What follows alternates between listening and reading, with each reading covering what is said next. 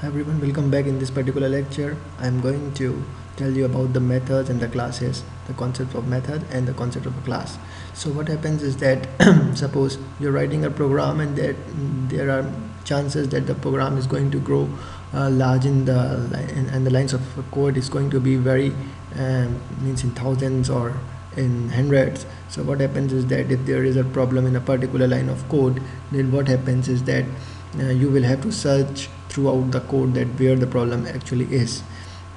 And secondly, what happens is that if there are many people who are working on the same project, so what happens is that we want that some of the portion of the programming would be given to a particular person, and some other portion would be given to some other person. So in this way, team members will have their own portion of coding and their own responsibility. So what we want modularity, and what happens is that for this particular reason, and sometimes we want that we want reusability of the lines of code, so we want to use the code again and again. For these reasons, what we do is we first of all write the lines of code inside a block, and we name that block with a certain name. So what happens is that that block is now a method.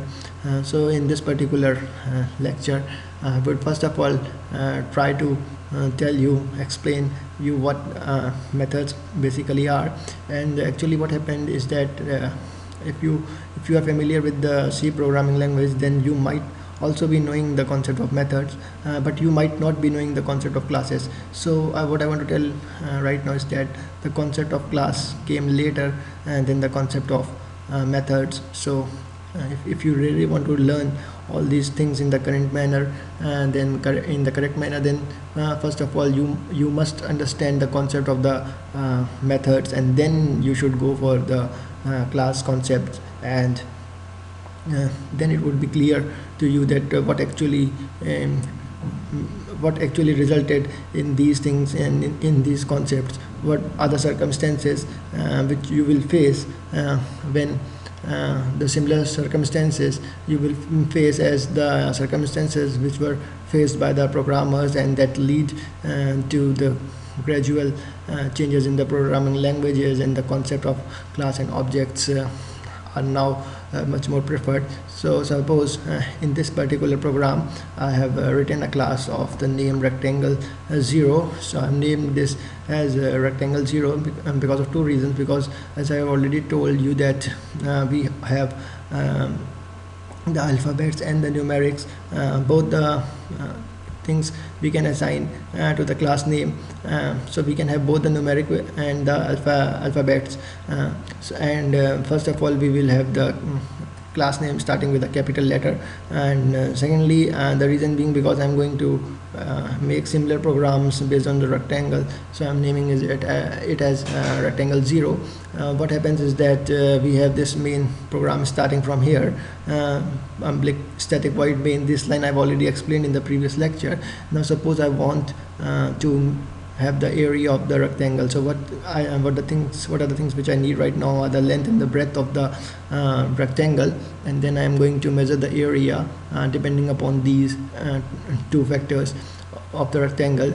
So what happens for this particular program, I have assigned them from myself, and I'm not asked the user for the same, but I could do the same by using the integer.parseInt method, that is the parseInt method of the integer class, and using the args0, args1 respectively for length or breadth, and then calculate the area. So over here I have given the values in the program itself, and the area will be calculated, measured, and then the program is simple, and this program is going to print the area.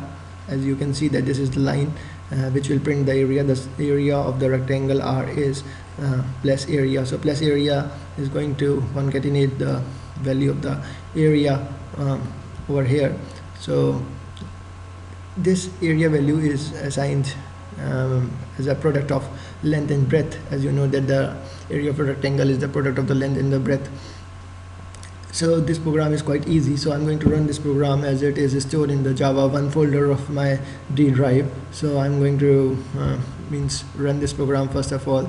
So what happens is that this is the I'm going to sorry, Java 0 rectangle 0 is the name of the program. So what happens is that first of all I'm compiling it. So now there is a class file of this. So now I will need to run this for this particular reason.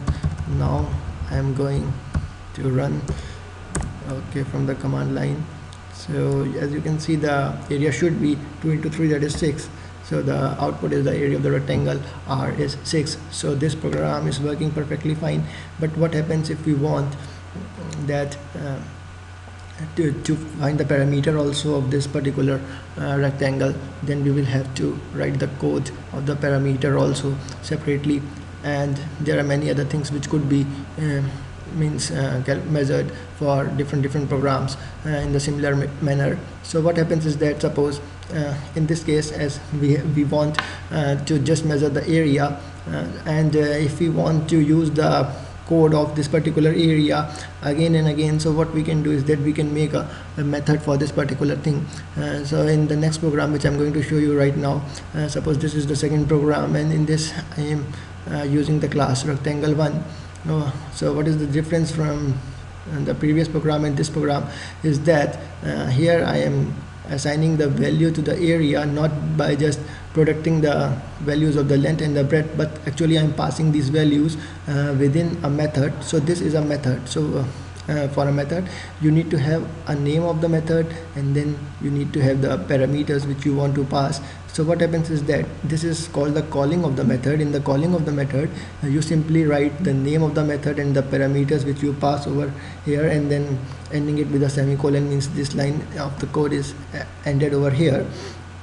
So what happens is that now it is the responsibility of this particular method getArea to measure the area of the rectangle. So how is it going to measure the area? For this particular, we will write the code within this method. So the method name will be getArea, and what value it will measure is the product of these two, length and breadth. As you know that the length and breadth both are integer values over here. As you can see that I have declared them as integer. So the area of these two things would be as an output for this particular method, and this would be integer itself, and I have declared it as an integer over here. So what happens is that area itself is an integer value, so the value returned would also be an integer. For that particular reason, when I will write the code of this particular method, I will have to pass both these as an integers, and this the value returned to this particular variable is also an integer. So the return type of this function or method, we can say over here, would also be an integer over here. For this particular reason, what I'm going to means what I've written over here is this code. So I've not written semicolon over here because the code is not ending over here. In fact, the values which we are passing need to be multiplied. So I'm multiplying both these things, and then I'm returning this. So what this statement will do, actually this statement is going to return. So wherever this function is being called, so the value of length and breadth passed within this particular function would be multiplied over here and then returned to the same line. So the compiler will return this the product over here. So as you know that the value which would be returned should be an integer, because area is an integer over here. So for this particular reason, I am writing this int over here. I am assigning the return type of this getArea method as an int. So hopefully this program will work perfectly fine, and it would return the pointer back to the this particular line and assign the value of the product to this particular variable, and then it will print over here. System.out.println line will print in the same manner as it printed in the previous program. So let's now try to run this particular program. So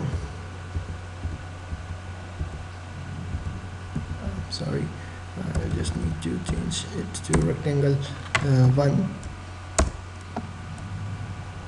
So as you can see that there is no error in compiling now while running. Let's see that. Hopefully there should be no error here also. So as you can see that the product is same over here. Now in order to show that this program is working perfectly fine, what I'm doing is that I'm changing the value from 3 to 4 over here. So respective value should be now 8 over here. For this I have to recompile this code. Okay, so I'm recompiling it once again. Now running this, now it is coming here. So this program is also working perfectly fine. So what we can do is that we can use this for multiple purposes. Suppose if we want to have two rectangles, area of two rectangles, so what we can do is that suppose